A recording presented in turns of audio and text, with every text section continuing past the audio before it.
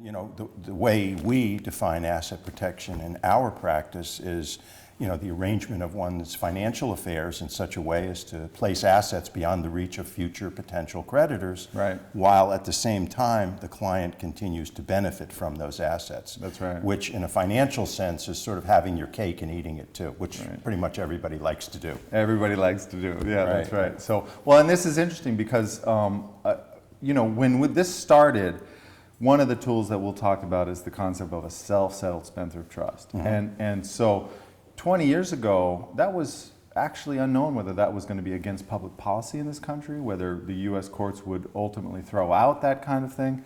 And so, you know, it was a legitimate concern, I have to say, 20 years ago. Well, pretty much 20 years ago, you couldn't set up a protective self-settled spendthrift Not trust in this country. Yeah, right. Right. So at least one foreign, people were setting up offshore trust more than 20 years ago. Right.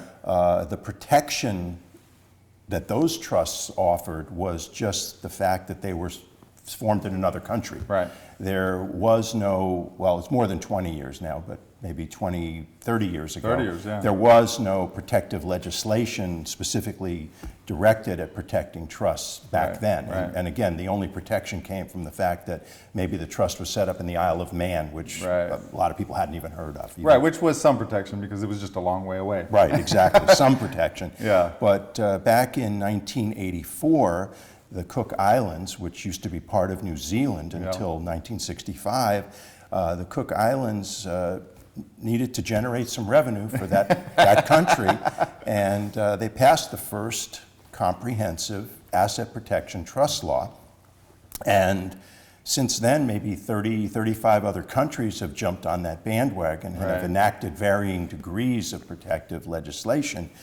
But in our opinion, I think you share the opinion, in our opinion, the Cook Islands is really the only country with a real track record of having, including throwing the United States government out of court twice. Right, I do agree with that sentiment, and I think that they've really shown their colors. Yes. I mean, to have the U.S. government go in and give it all they got and basically get kicked out on their butt. Twice. Twice, Right, yeah. that's pretty powerful. Yeah, and the Cook Islands purposefully has no treaty with the Yep. United States, Yeah. gets no financial aid from the United States. And not that they need it, you can drive the island in 45 minutes.